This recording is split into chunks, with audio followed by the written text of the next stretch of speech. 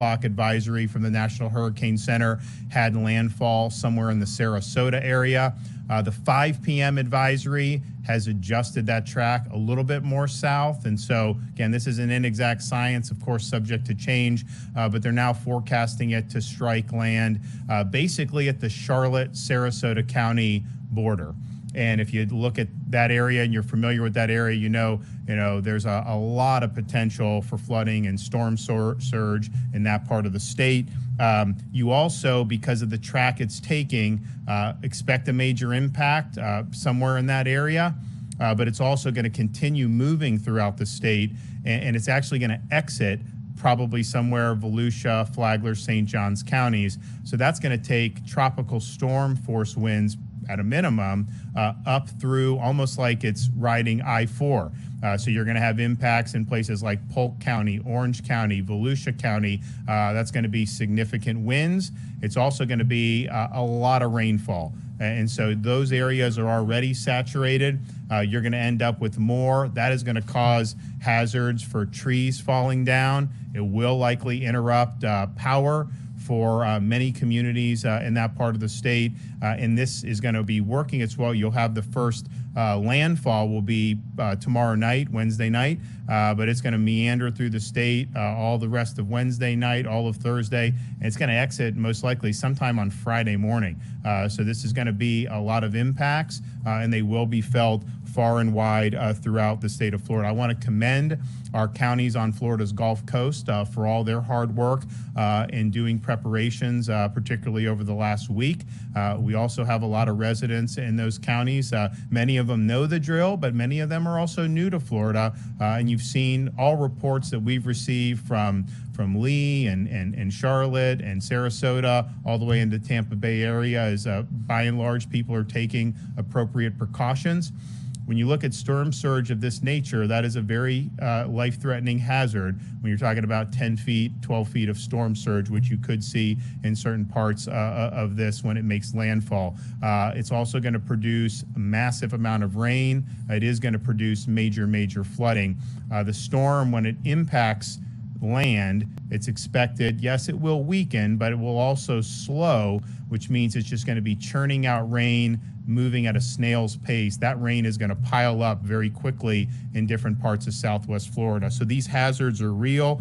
We want people to be able to take the appropriate precautions. Listen to your local emergency management officials. There have been evacuations now in place for some time up and down the Gulf Coast of Florida. As the storm moves in, you're going to potentially have directives issued from folks in the interior of our state or even on the east coast of the state for low-lying areas that absolutely could end up flooding due to this storm. So listen to that and heed those instructions and make sure you're doing what you need to do to be able to protect yourself. So we now have over 2.5 million people that are under some type of evacuation order, and that includes people in counties such as Charlotte, Citrus, Hernando, Hillsborough, Lee, Levy, Manatee, Pasco, Pinellas, Sarasota counties, Collier, Gilchrist, Glades, Highland, and Taylor counties. Make sure you know your evacuation zone. You go to floridadisaster.org/plan-prepare, floridadisaster.org/plan-prepare. We can rebuild property, we can fix infrastructure, you can fix your home. You don't get a mulligan when your personal safety is at risk. And so we know this thing is going to be hitting the state directly sometime tomorrow evening. You still have some time, but that time is rapidly running out. Florida Department of Transportation and Florida Highway Patrol have been in coordination. Once the traffic on I-4 reduced to under 40 miles an hour and you started to see the buildup, they have activated the emergency shoulder use on I-4 eastbound from Tampa to Orlando. This will add capacity and will allow the evacuations to move more quickly.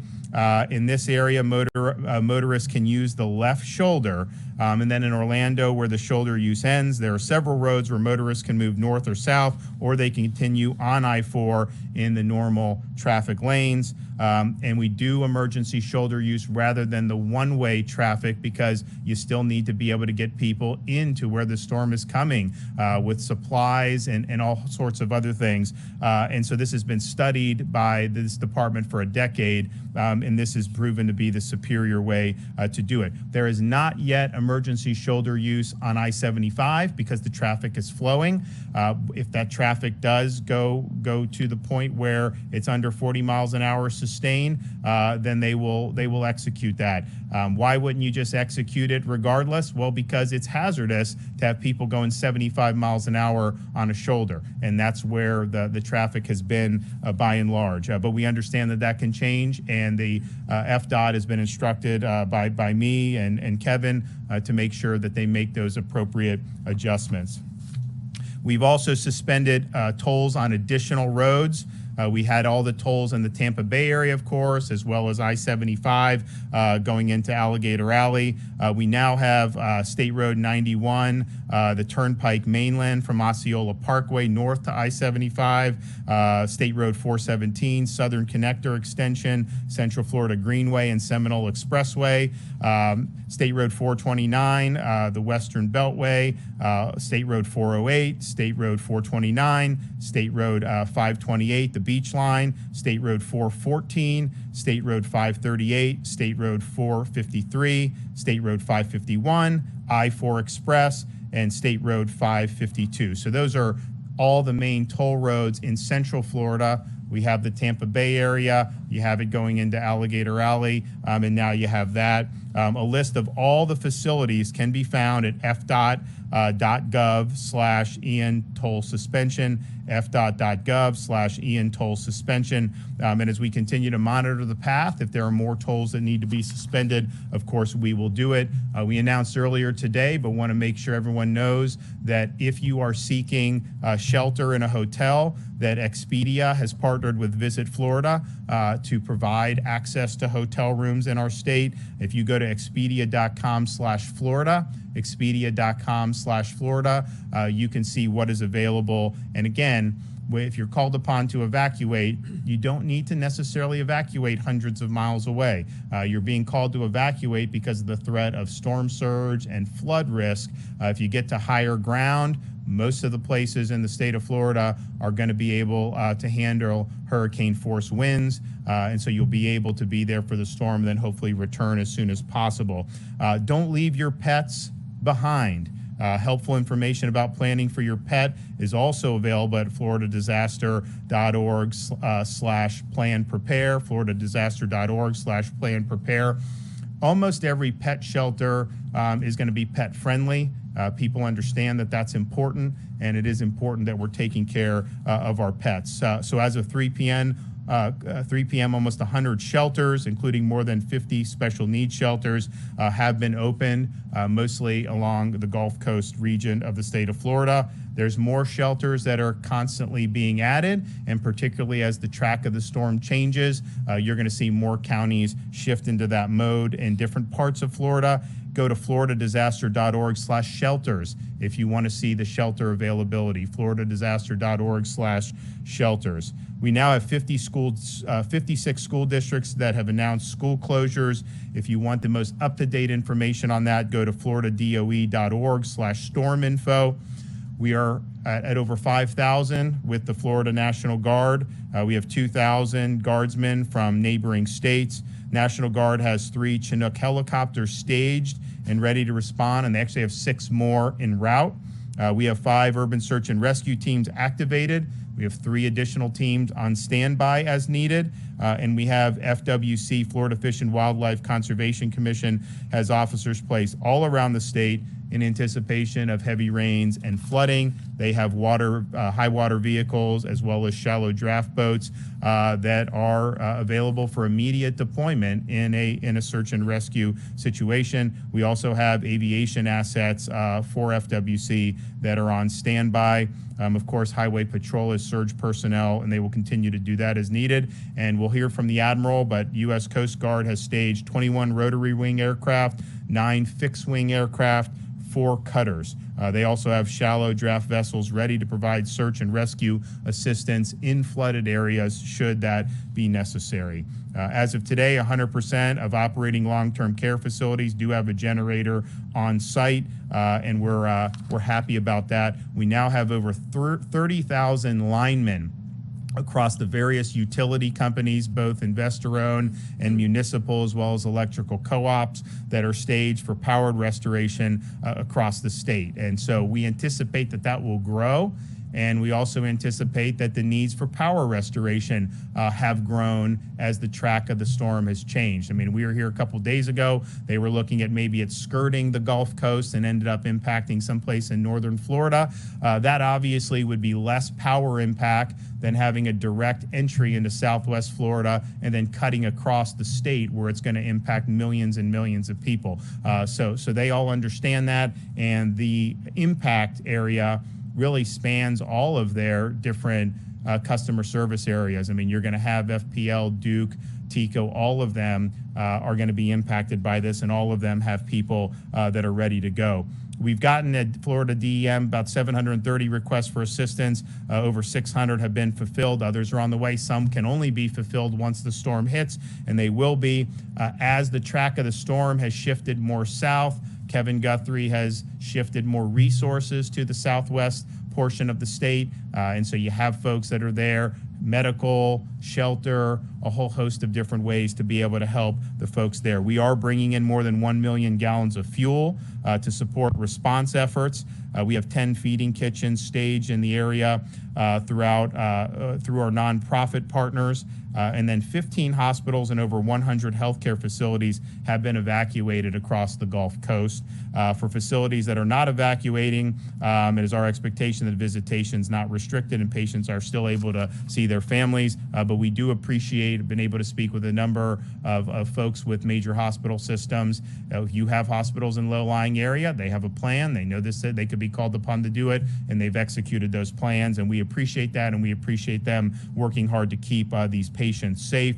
Again, if you have any questions about what to do over the next, obviously, if you're on the west coast of Florida, this is something that is much more imminent. You are going to get, as we get into Thursday and Friday, you're going to see impacts all the way to the east coast of Florida. This thing's going to exit the state of Florida and most likely end up getting stronger, riding into the Atlantic, and then probably hitting Georgia, South Carolina, someplace like that. So this thing's the real deal. It is a major, major storm. I want the Admiral to come up and talk about some of the things that they're doing, and also just for me to be able to say we appreciate all the folks in the Coast Guard. Many are Florida residents, many are stationed here, and we appreciate the great job that you guys do. Thank you, Governor. So as the Governor said, I'm Rear Admiral Brendan McPherson. I'm the Senior Operational Commander for the Coast Guard in the Southeast, including the state of Florida.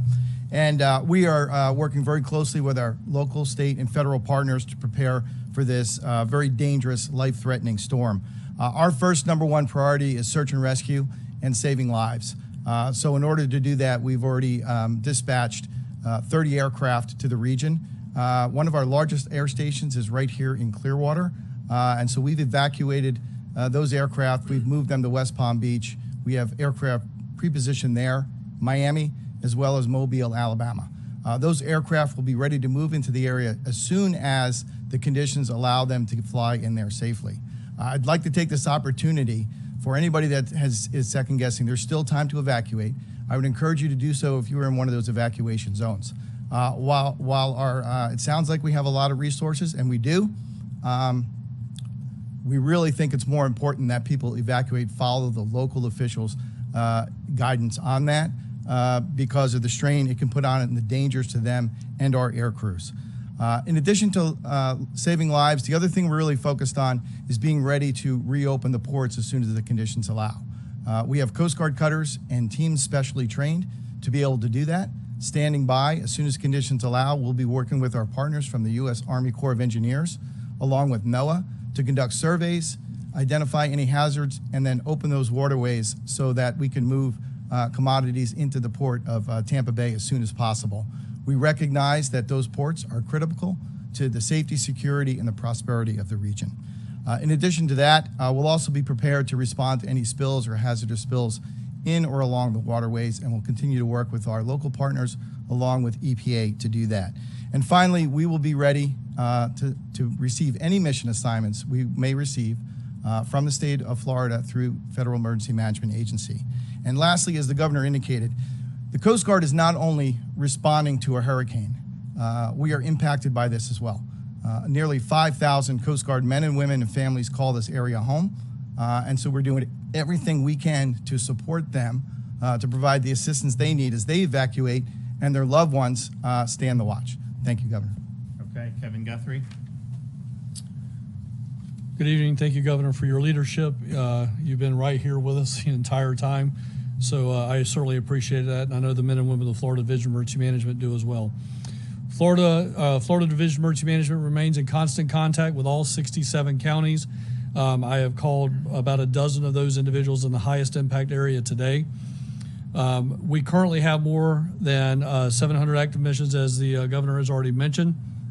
This includes coordination of resources such as trucks of food, water, generators, pumps, and most importantly, staff to staff shelters. We're mobilizing and deploying over 100,000 tarps to protect homes from storm impacts after the disaster. 5 Florida urban search and rescue teams are activated and will be prepared to deploy to impacted areas around the state as response and recovery efforts begin. We have federal USAR teams from Texas, Virginia, Indiana here to help us as well. We also have another team from Ohio that is currently mobilizing.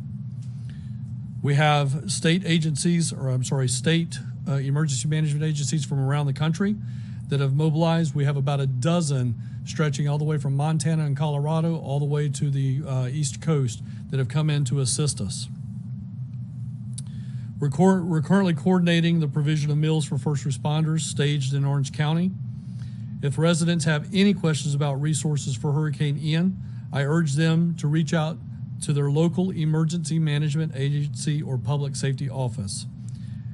If they cannot find the information there, they can go to our website at floridadisaster.org/plan-prepare. At this point in time, I urge everyone that is in an evacuation zone, that has been asked to evacuate, the time is now. You must evacuate now. There will be a point in time where you will not be safe to travel the roads. The time to evacuate is now. Get on the road. I want to further emphasize this, and many of you know that I was a local emergency manager before I came here. There will come a point in time when local public safety officials will not be able to respond to your help, your cry for help. They will not be able to do it. And you may be left to fend for yourself. Again, the time to evacuate is now. Governor, I want to thank you for your continued leadership and your partnership. Again, you've been steadfast and right here with us the entire time. Thank you. Yeah, and one of the things I think in terms of the evacuations, of course, you have some areas that are in barrier islands, of course, would be very prone to storm surge. You also have in Southwest Florida, really throughout the state, but certainly in the communities that may get hit with the initial impact of the eye of the storm, you've got a lot of mobile homes, and you have folks, and actually the way those are done, they actually can withstand 100-mile-an-hour winds. In South Florida, I think they have to do up to 110 to be certified, but you're looking at a Category 3 storm that is strengthening. It will become a Category 4 storm, and it may even be a Category 4 storm when it makes impact in what looks to be Southwest Florida. So that is not a risk that you want to take if you are living in some type of mobile home or manufactured housing. And I know a lot of people have left and have sought shelters, but it's my understanding that not everybody has. You still have time to do it. You do not have to evacuate hundreds of miles. Obviously, if you have friends, family, some of that, hotels, that's preferable. But as a last resort, these shelters are open. And I would just urge people to take advantage of that. I know it's not easy sometimes to leave your home, and I know people don't want to see anything bad happen when they get back. But the stakes are high. This is a very powerful storm. It will weaken once it gets onshore, and by the time it moves through the state, it's not going to cut through the whole state as a Cat 4, but it very well may make impact as a Cat 4, and that's really, really serious business. Okay, any questions? Yes, sir. Governor, how would you characterize your conversations with President Biden as Ian approaches? So I have not personally spoken with the president, but the FEMA has approved our pre-landfall request. We've had Gracia here really since the weekend. Gracia's been here. She's always around here. And so we feel like we have a good relationship with FEMA. I'm happy to brief the president if he's interested in hearing what we're doing in Florida. My view on all this is you got people's lives at stake, you got their property at stake, and we don't have time for pettiness. We got to work together to make sure we're doing the best job for them. So my phone line is open, and we're happy. But we do appreciate the quick approval of the pre-landfall declaration. Can you clarify the 2.5 or about 2.5 million people that are in hurricane evacuation zones? How many of those are in mandatory evacuation zones, and how many are voluntary? I think they're almost all are mandatory. I would say there's some counties that just don't do mandatory. Their view is we're going to issue this guidance. They urge them to do it, but their view is we're not going to go take people out of their homes or whatnot. So some of that may be a distinction without a difference. It just depends on how the counties apply it. Hotel situation across, interior Florida, where people are leaving the West Coast, heading inland? Is it filling up and backed up at hotels? So we have members from the FRLA that are a part of our ESF 18, which is our business and industry sector, just right here on the floor to give us that information. Right now, they have not come to us and said that there is, no vacancy in essence. So again, I reiterate what the governor has already said. Expedia.com/Florida to start finding hotel rooms. If you're in a situation where you have the means to pay for a hotel, certainly there's still vacancy in the state of Florida for that. If you cannot afford that, then you need to be moving to a shelter, and you need to be doing that now. Yes. FEMA Administrator Criswell said today that she acknowledged concerns that Florida, as was said, lacks response to the storm so far, and that there's some folks that are living Give me there. a break. That is nonsense. Stop politicizing, okay? Stop it. We declared a state of emergency when this thing wasn't even formed. We've had people in here, you've had counties doing, they've done a lot of hard work, and honestly, you're trying to attack me, I get, but you're attacking these other people who've worked very hard, and so that's just totally false. I don't think we've ever, certainly since I've been governor, declared a state of emergency this early. We made sure that we were very inclusive with it. We said that there was a lot of uncertainty, and then we've worked to make sure the preparations that have been done and all this stuff, you talk to the people at the counties when they've needed something, stuff gets there very quickly because of what Kevin and his team have done. Can we also get you to talk about the historical significance of this storm surge? I mean, we have had hurricanes in the past that have had a lot of water, but are you doing anything differently because of the amount of water and the way it's looking like it could land, as you said, sit in a part of the state for so long? Well, I think that's why you have evacuations that have been ordered in the low-lying areas. And again, that's a county decision, but it's a decision we've supported and we've worked with them on because you do have potential historic storm surge. Now, we were here 24 hours ago. You were looking at maybe 10, 12 feet in the Tampa Bay area. Now that has shifted to where that type of surge may be further down the coast in southwest Florida. You have Tampa still going to get potentially significant storm surge as well. And so that is something at that level is life-threatening. You also have the situation where you could have almost like Hurricane Harvey was in Houston, where it gets onshore and is just slowly moving and meandering, dumping water and water and water, and that's going to pile up, and that's going to cause a lot of problems with flooding. And so, we've been talking about that the whole time. People understand that that's why the evacuations have not just been the barrier islands, but areas that are susceptible to that type of flooding. And I think if you look at like Charlotte, Charlotte County and some of those areas, you have a potential for major inundation there, and it's not just the people that live on the coast. And so that message, I think, has been delivered by the local emergency managers, and I think they've done a good job. Governor, on power restoration, you had mentioned because the storm is going to be basically sitting over much of the state for 2 days, maybe more. Should people expect to have restoration crews not be able to access that area for a good while, more than usual? And do we have crews in areas, I guess, southeast Florida that can get in there when it's appropriate? So right. I mean, we've said from the beginning, people are going to lose power, and you need to be prepared for that. And it's not going to be something that's going to automatically just go back on very quickly, because you're going to have extensive damage, and you're going to have crews be able to get in. Roads are going to have to be cleared. Some places where they may have to go over bridges, those are going to have to be inspected.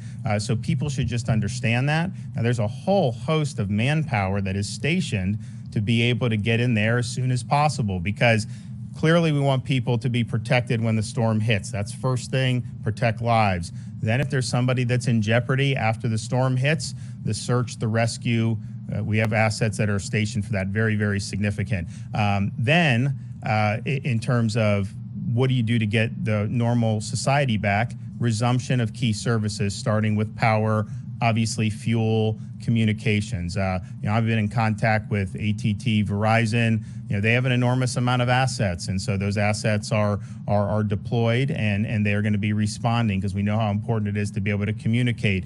We do have fuel contracts, and we'll work to make sure the fuel is done. But I think it also depends on the extent of the damage. I mean, for example, Kevin has been working with the utilities to make sure that if there's damage to transformers, that we have the ability to get a replacement. We're not exactly living in a great supply chain environment right now, and so that's something that we've been sensitive to, and Kevin's been sensitive to. So you may have problems there. Now, if you have the replacement part, that makes it better, but that's going to cause that. How extensive is the damage to where these crews can get in? Now, FDOT and Highway Patrol, they're going to work to clear these roads, because that's something that's very significant. But I would also say you're going to likely have power go out in a lot of parts of the state as this thing goes through. I mean, you're going to have tropical storm force winds in, say, Orange County, in Seminole, in Volusia, Flagler, those places. There's going to be trees knocked down. There's going to be power lines knocked down. So there's going to be a lot to take care of. So we've got the manpower ready. They're going to work as hard as they can, but I don't think anyone should go into this thinking, that somehow they may lose power for like one night and then it's just all going to snap back on. You're talking about really, really significant impacts. In terms of supplies, because obviously we have the ports closed down, and I know there's some concern with fuel, obviously, but are there other impacts that the general consumer across Florida might experience as we go through this process? Because if we have the ports closed down, we may not have the commodities coming in. And I don't know if that's you or... Well, the ports understand the vital role they play. They have to make decisions based on safety, which we understand, but they're all committed to immediately opening, as soon as the storm passes, and they understand how important that is. I do think, though, one thing maybe a little bit different about this storm is just, okay, the storm happens. Unfortunately, there will be damage. We get into the future because of the supply chain problems writ large, not tied to a port being closed for a couple days.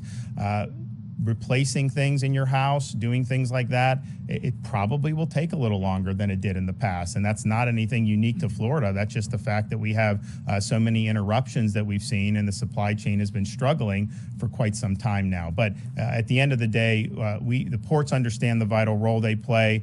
We're committed to doing whatever we need to do to help to make sure that, and I know FDOT is as well, and we want to get the goods coming back as soon as possible. Okay, thanks so much. Bye-bye.